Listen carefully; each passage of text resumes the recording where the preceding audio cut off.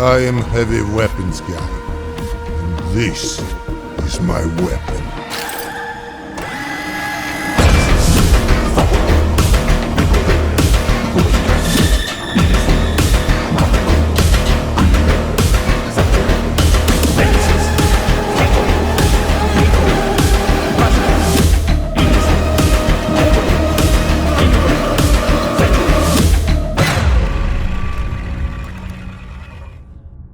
Heavy weapons guy.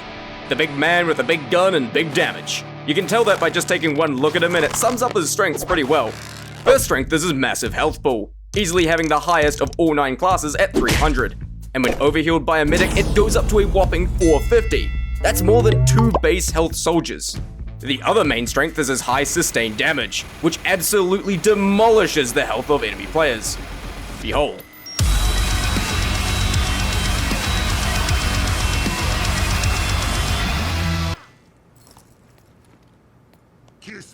The damage and accuracy is affected by distance, so the closer you are, the more damage you do. But it begins to be less effective at long range, so don't try to use it as a sniper rifle. The weaknesses of Heavy are being the slowest and least mobile class in the game, requiring line of sight to deal damage, being susceptible to focus fire, and especially susceptible to attacks capable of one-shotting him. Most notably on Sniper and Spy, but more on them later. Heavy is another beginner-friendly class. The 3 main learning curves to playing Heavy are tracking, positioning, and Gamesense. Tracking is pretty simple. Just aim good. Keep your aim on target to keep dealing damage and try not to get thrown off by sudden changes in direction. Positioning is key given you can't move very fast. Where you are in relation to the enemy plays a big part in your chances of success. Take this position for example. I am already revved up. The enemy has no cover to immediately jump behind. I am relatively close. There are no larger threats currently attacking me. My health is high. This guy is, for lack of a better word, fucked. As opposed to here, I am exposed, in a choke point, revved up so my movement is slowed, and there are multiple enemies ahead with immediate access to cover so they can corner peek me. This is a less desirable position as you can imagine. Which brings us to Gamesense. It's the skill of knowing where the objective is and where all the fights are happening, and using that information to predict where players will be and what's around you. Gamesense is what informs your decisions on where you position, and it helps to be aware of your surroundings thanks to 2 classes in particular. That's a brief overview on the 3 aspects you'll see improvement on as Heavy, but let's now elaborate on Sasha.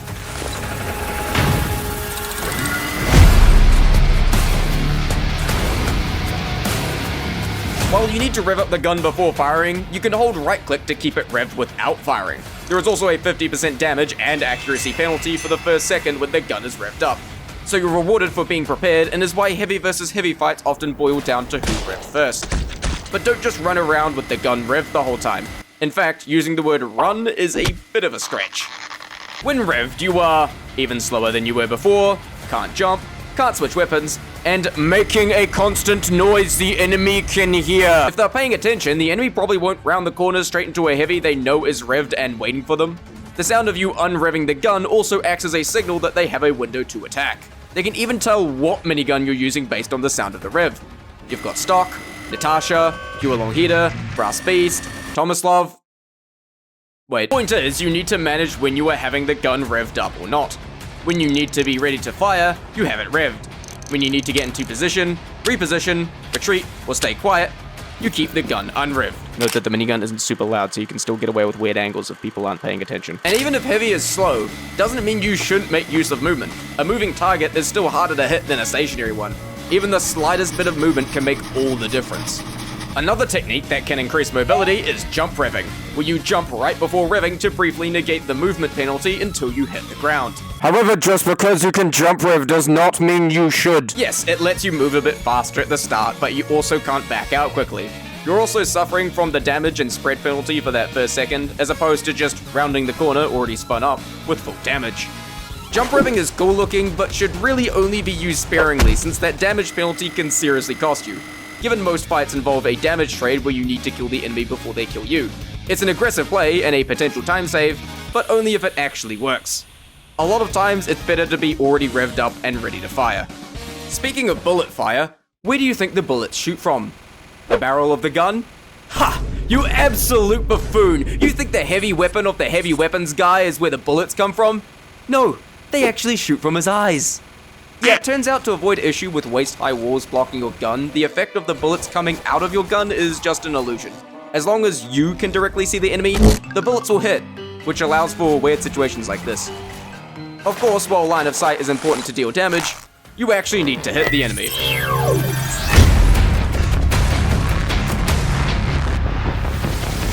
As mentioned before, tracking is just the skill of aiming good and keeping on target. If you're constantly missing your target, they'll have a much easier time approaching you and dealing enough damage to whittle you down. Remember, your high health is an advantage because it allows you to take a lot of hits, but if you aren't hitting the enemy in the first place, they can tear you down surprisingly fast. Some players will just charge you down head-on, making themselves pretty easy targets. Some will try more erratic movement to throw off your predictive tracking. You can try find patterns in their movement, but it becomes more effective against you the closer they are, especially if they get right in your face. When that close, they can easily get off your screen over and over with erratic movement, which some players, often scouts, pyros, and spies, will use to throw off your aim. Often the counter to this strat is to not let them get that close in the first place. If they try to get close but you start shooting them before they can, they'll either be forced to back off or just, die. There are also the cases of airborne classes. Well, guess I'll die. Yeah, the minigun is really good at catching out airborne enemies, especially when moving towards you. Though enemies with good air strafing, using man treads, or moving towards cover are harder to hit. Just remember that, again, the minigun has spread and damage fall off over distance. It's not a sniping weapon.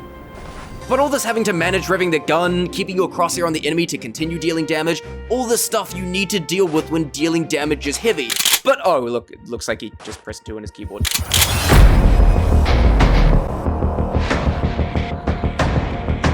By default, the heavy comes equipped with a shotgun, and it is straight up identical to the stock shotgun on Soldier. Being a shotgun, it's more dangerous up close and falls off at range, but it's important to note that it doesn't need to rev up or anything. You just pull the trigger and it fires.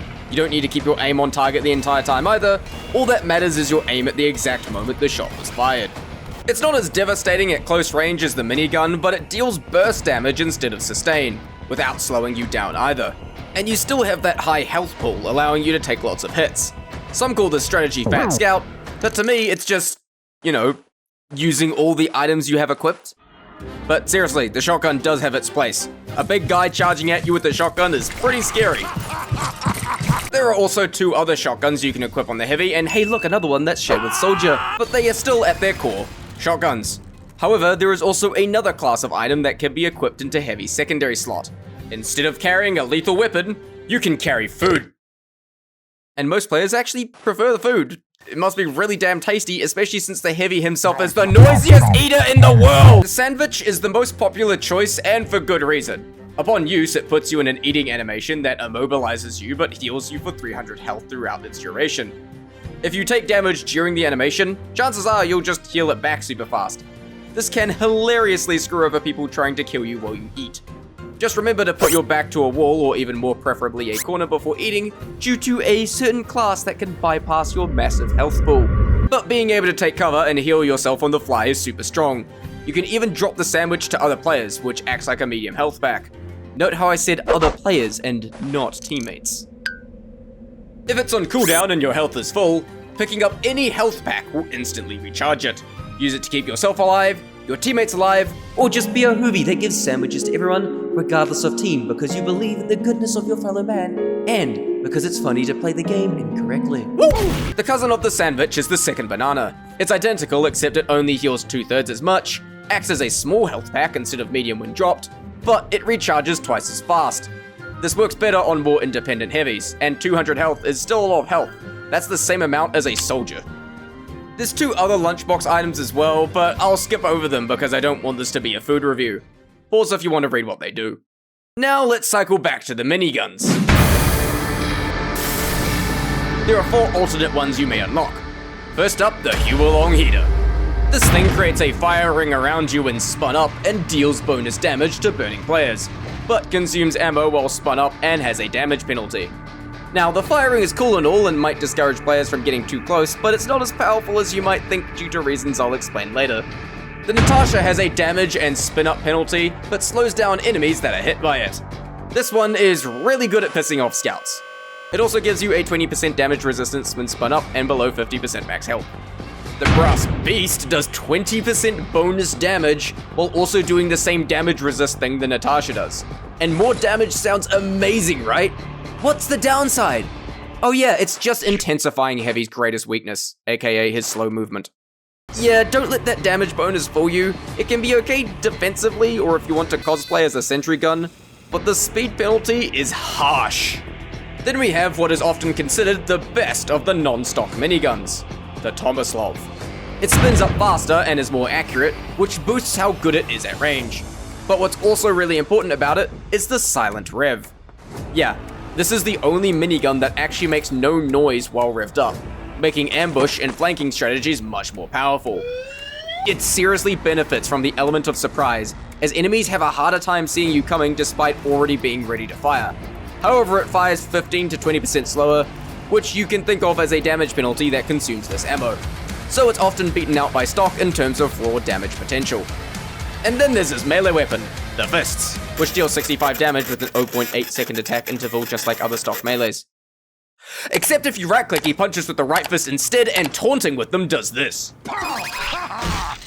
But the unlockable melees have their own utility. In the interest of time, I'm only going to talk about the three I think are most important. The Gloves of Running Urgently, or the GRU. Increase movement speed while held, but drains max health temporarily while doing so. Great at getting you to the front lines faster, but can leave you vulnerable with too much use. The Fists of Steel reduces all ranged damage by 40% while held, but doubles all melee damage while held. Can be great for getaways as you can tank more ranged damage, but just be careful of players that know its weakness and can abuse it. Then the Killing Gloves of Boxing. It swings slower, but on kill grants 5 seconds of critical hits. On all weapons. Yeah, you know that thing I said earlier about how you shouldn't try to snipe people with the minigun due to damage and accuracy fall-off? Well, critical hits aren't affected by damage fall-off, meaning in any situation you're dealing crits, the minigun temporarily becomes a deadly laser beam. It is ridiculously powerful and scary. You're unstoppable, and your health is so high, they have no hope in taking you out.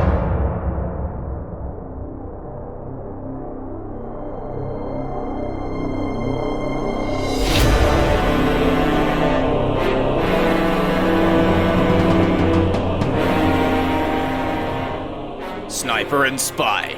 Two very unique threats to you as a heavy player. The sniper rifle isn't affected by damage fall-off, does 50 damage at base, 150 damage when fully charged, and headshots multiply the damage by 3. The mathematically astute among you may have realized that a fully charged headshot deals the exact amount of damage needed to kill an overhealed heavy in one hit. As for Spy, here's the math for what internally happens when getting hit by a backstab if you care, but all you really need to know is, unless supercharged, getting backstabbed is guaranteed death. That's the reason both of these classes are so dangerous. Heavy's high health allows him to take a lot more hits than other classes, but Sniper and Spy are able to bypass that and finish you off with just a single hit. As a new player, expect to die to these two a lot. When it comes to Sniper, be aware of common sightlines and learn to spot them in the distance. Anytime you're within the line of sight of a sniper, you are liable to get headshot. If they're at long range, trying to outsnipe them with your minigun will usually not end well. But if you find yourself in a position where a sniper is aiming at you, remember that any amount of movement makes you harder to hit than none at all. Even sudden changes in direction can throw them off. Or you can even crouch right before you think they'll take a shot to dodge it. Just remember to do this a bit before, since due to lag, the game may not register you crouching in time. If you find yourself at medium to close range with a sniper, you can more confidently attack given you employ the previous tactics to avoid being headshot. But if you catch them off guard, they often won't have time to charge up a shot to kill you before getting mowed down by the big gun. But oftentimes, the best way to deal with a sniper is to just avoid them entirely. With Spy, instead of being aware of what's far ahead of you, it's being aware of what's behind you. Pay attention to signs that a spy may be nearby. Cloak sounds, teammates behaving weirdly, or straight up seeing a spy. If you do notice something odd, keep your head on a swivel, and make it a habit to check behind you every now and again regardless. This can also drastically differ depending on the skill of the spy in question. Some will see you as a free kill and go for you whenever, but some are smarter and will wait until you're seemingly too occupied to turn around. Keyword on seemingly, because you can pretend to be busy to bait out a spy attack.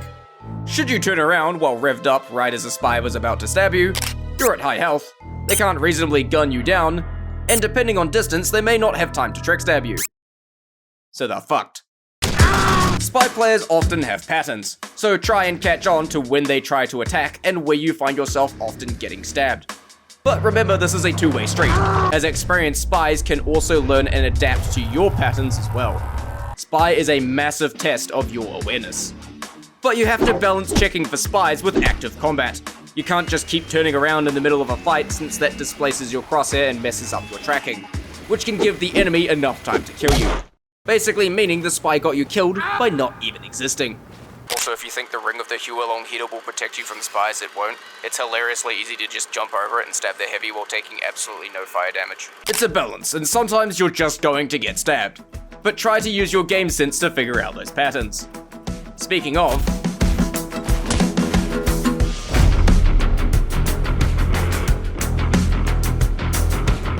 these are the other two big parts of the heavy learning curve, and they both go hand in hand. Gamesense is your ability to assess the game state quickly, knowing what parts of the map your team does and does not have control of. Is your team holding their ground well? Are they pushing into enemy ground, or is the enemy pushing into yours? What classes do they have and how good are those players? And what about those on your team as well? Gamesense is something you'll develop the more you play, and good gamesense will inform your decisions when it comes to positioning. Obviously, being familiar with the map you're playing on helps immensely, especially maps that have parts of them change as objectives are captured, allowing you to know where both your team and the enemy team is spawning at any given time, as well as what paths will be open. You'll also be able to reasonably guess where certain classes will be, such as engineers and snipers. Good positioning is putting yourself in fights you believe you can reasonably win, or having a way to back out and recover. Playing around your team is one of the best things you can do, as while you can't outrun the enemy should you need to retreat, it's hard to chase you if there are other people providing cover fire, especially if there's a sentry gun in your back line. You're weak to focus fire, but if there's more things than just you to focus fire on, it becomes less of a problem. Playing around health packs works very well, as you have a quick method to restore a lot of health right away. Playing around medics can be even better, as not only do you have a constant source of health, but their overheal lets you sponge more damage. Having access to health like this lets you take more damage and play far more aggressive, especially when it comes to jump revving. And if you get ubercharged, you can forget about dying for the next 8 seconds. Well, actually, what about if you get air blasted into a death Oh my pit? god, shut up! If your team is pushing up and or has a numbers advantage, take that opportunity and push with them. If being pushed back, play cautiously and defensively, letting them regroup. If your team is flanking for a surprise attack at a weird angle, go with them. If you're playing further away from your team, it's important that you catch the enemy off guard. If the enemy isn't guarding their flanks very well, you can push into them while they're trying to fight your team at a different angle. When playing like this, don't stay in one place for too long and keep moving. You also have a significant advantage on high ground against most classes, since the ledge you're on gives the enemy much less of you to shoot at, and the splash damage of rockets is often not an option. Though this is somewhat angle dependent, and sometimes you may want to drop down to close distance or chase a player attempting to retreat. A tactic that will inevitably be used against you is corner peeking. This is where enemies duck in and out of cover to deal burst damage to you while reducing the amount of time you have to damage them. This can be countered by moving around to make aiming harder, moving wide around a corner to trick them into giving you more line of sight exposure, or by suddenly rounding the corner yourself with the spun up gun, which can at times put them in a position where you're fully spun up, right in their face, your health is still high, and they have no cover. Meaning they're fucked. Big man with the big gun. Slow, susceptible to focus fire, and weak to one-shots. But that's all the more reason why your positioning and awareness of the game state is so important. You can't move very fast, so where you do go is key. Try to put yourself in favorable fights, know when to back out, play with your team, and work with advantages. Heavy may have weaknesses, but that's why you need to play to your strengths, because when it goes right, you become the tank of TF2.